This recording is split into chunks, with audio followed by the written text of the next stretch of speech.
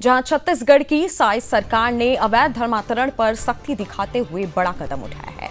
मुख्यमंत्री विष्णुदेव साई की अध्यक्षता में हुई कैबिनेट बैठक में छत्तीसगढ़ धर्म स्वतंत्र विधेयक 2026 के प्रारूप को मंजूरी दे दी गई है। इस प्रस्तावित कानून का उद्देश्य बल, प्रलोभन, दबाव या कपट के जरिए होने वाले धर्म परिवर्तन पर रोक लगाना और धार्मिक स्वतंत्रता की रक्षा करना है। कैबिनेट बैठक में कई अन्य अहम फैसले भी लिए गए। राजनीतिक आंदोलनों से जुड़े 13 प्रकरणों को न्यायालय से वापस लेना, पंजीयन पर अतिरिक्त उपकर शुल्क समाप्त करने और तृतीय और चतुर्थ श्रेणी की भर्तियों के लिए छत्तीसगढ़ कर्मचारी चयन मंडल के गठन के प्रस्ताव को भी स्वीकृति दी गई है। इसके साथ ही राजनांदगांव में क्रिकेट एकेडमी के लिए 5 एकड़ जमीन आवंटित करने का भी निर्णय लिया गया। नए प्रस्तावित धर्म स्वतंत्र कानून के तहत बल, प्रलोभन, मिथ्या जानकारी या दबाव डालकर धर्म परिवर्तन कराना पूरी तरह से प्रतिबंधित होगा। अगर कोई व्यक्ति स्वेच्छा से धर्म परिवर्तन करना चाहता है तो उसे पहले जिला मजिस्ट्रेट या सक्षम प्राधिकारी को सूचना देनी होगी। साथ ही प्रस्तावित धर्म परिवर्तन की जानकारी सार्वजनिक रूप से प्रदर्शित की जाएगी और 30 दिनों के अंदर आपत्ति दर्ज कराने का प्रावधान रखा गया है। सरकार ने इस कानून में कड़े दंड का प्रावधान भी किया है। अवैध तरीके से धर्मांतरण कराने पर 7 से 10 लाख तक की जेल और कम से कम 5 लाख रुपए जुर्माना लगाया जा सकता है। अगर पीड़ित नाबालिग, महिला, अनुसूचित जाति या जनजाति से है तो सजा 10 से 20 साल तक की जेल है और 10 लाख रुपए तक का जुर्माना हो सकता है।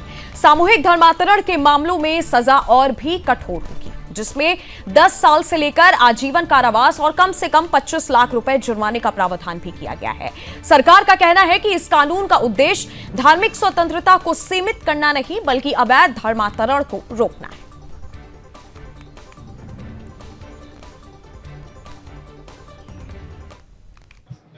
आज कैबिनेट की बैठक मुख्यमंत्री माननीय विष्णुदेव साई जी की अध्यक्षता में संपन्न हुई है। बैठक में अनेक महत्वपूर्ण निर्णय लिए हैं। आज की बैठक में छत्तीसगढ़ धर्म स्वतंत्र विधेयक 2026 के प्रारूप का अनुमोदन किया गया।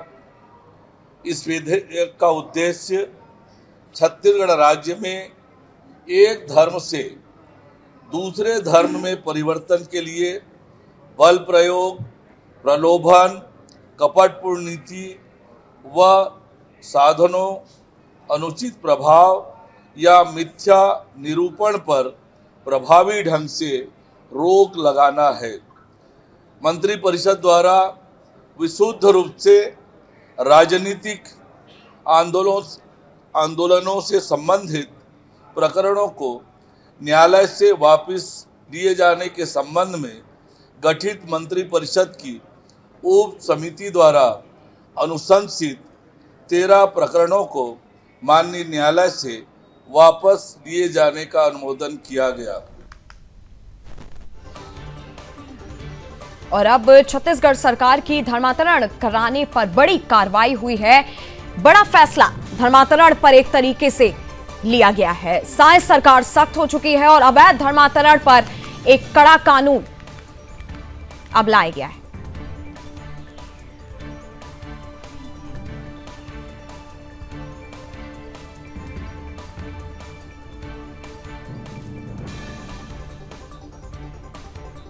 और आपको बता दें कि सुदर्शन न्यूज की तरफ से कॉन्क्लेव भी जो हुआ था उसमें भी मुख्यमंत्री ने धर्म योद्धा डॉक्टर सुरेश चवानके जी के सामने भी ये मुद्दा उठाया था और अब धर्मांतरण पर एक बड़ा फैसला लिया गया है छत्तीसगढ़ सरकार की तरफ से।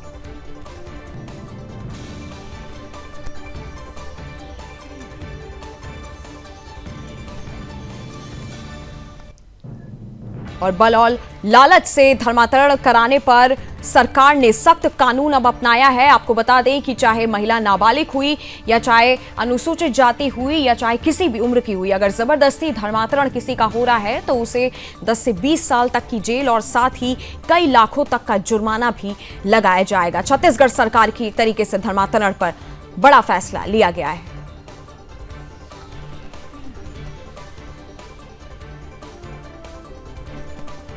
और इसी खबर पर मेरे साथ संवाददाता जुड़े हुए हैं प्रमोद मिश्रा। प्रमोद, छत्तीसगढ़ सरकार की तरफ से एक बड़ा फैसला लिया गया है धर्मांतरण को लेकर के, क्या ताजा जानकारी है इस पर?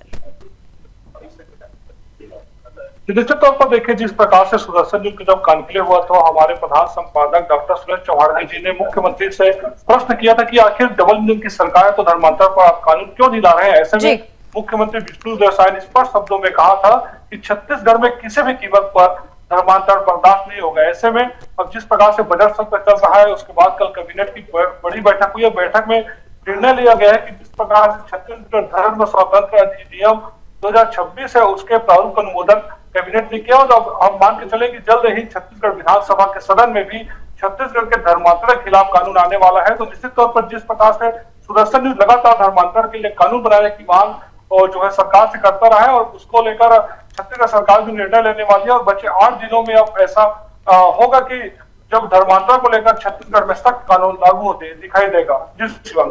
जी प्रमोद, और जिस तरह से छत्तीसगढ़ से भी हम लगातार देखते आते हैं जो धर्मांतरण के मामले निकल के आ रहे हैं, और उस मामले में जो लोग अभी तक जेल में हैं, जिनमें कार्रवाई हो रही है, उन पे भी ये फैसला अब लागू होगा, या जो आने वाले जो अब केसेस होंगे उनमें ये फैसले लागू किए जाएंगे?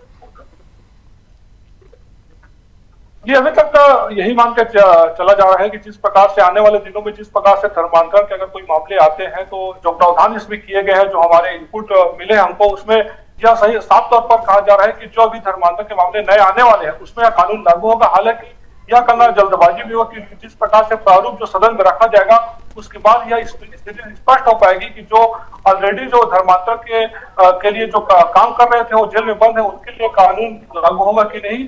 अभी फिलहाल यही समझा जा सकता है कि जो आने वाले दिनों में जिस प्रकार से धर्मांतरण का जो